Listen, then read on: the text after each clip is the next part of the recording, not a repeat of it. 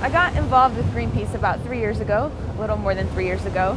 And what initially drew me to Greenpeace was that I was interested in global activism. And when I was looking into the organization, seeing that the Greenpeace had a presence in 44 different countries and a membership base of over 3 million people was really inspiring.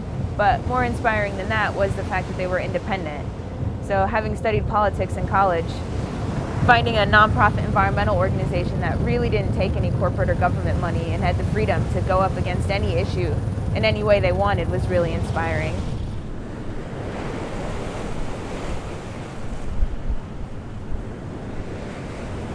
My name's Georgia, and I was born and raised in Indiana, and I work on board as a deckhand. So that involves a lot of different things. Depends on what campaign we're doing, but we do lots of deck work for maintenance, painting, chipping. There's lots of rope work on board, so there are days when I get to sit and splice line for the painters or for handles or ladders, and that's something I enjoy doing a lot.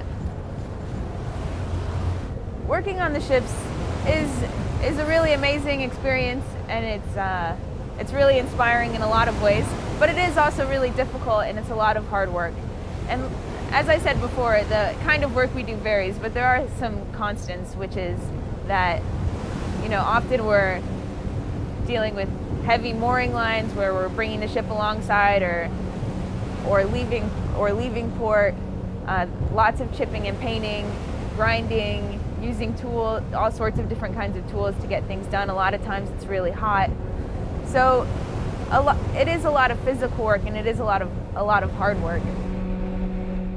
The work that the Arctic Sunrise is doing on this particular expedition is to try to bring as much different independent science to the disaster as possible. We're gathering data from all different aspects. We were doing plankton tows, where we were looking at blue crab larvae and plankton to see what the effects of the spill were.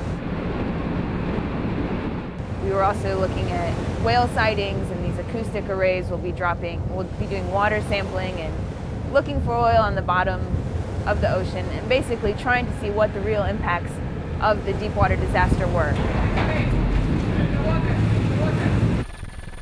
Greenpeace is in the Gulf, and the Sunrise is in the Gulf, because we really are trying to send a message to the world that we need to stop offshore drilling altogether.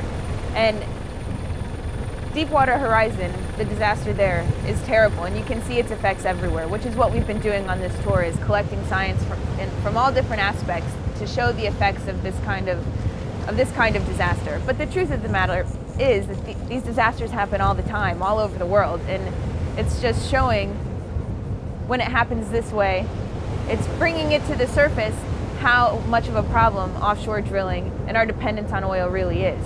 And so what we're hoping to do is not only keep it in the public mind so that these issues get solved and the people get helped, and that as much of the oil that can be cleaned up and it's not forgotten about and pushed away, but also that we can bring into the forefront of people's minds that we need to find an alternative, and we need to move toward renewable sources that aren't going to cause disasters like this, that aren't going to cause disasters that will affect people's lives and the earth for countless years to come.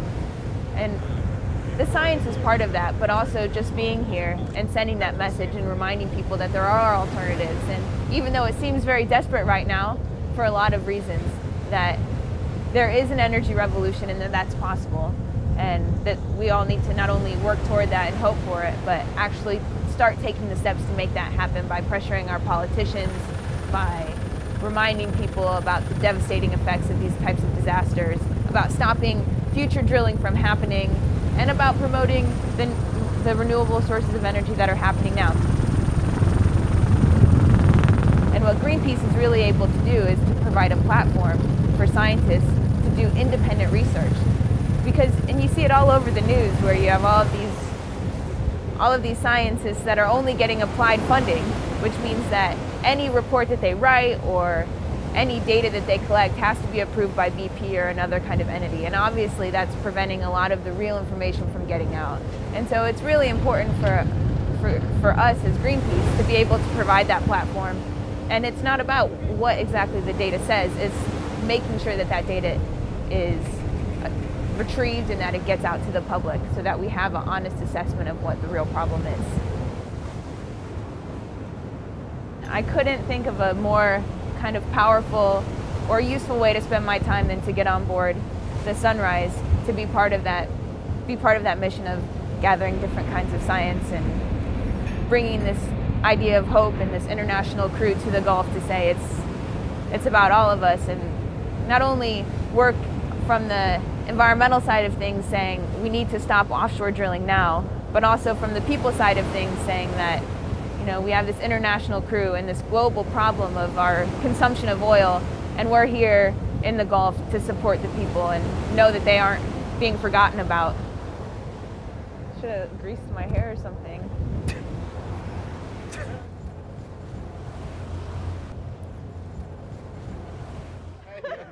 2 words. Windswept, I guess.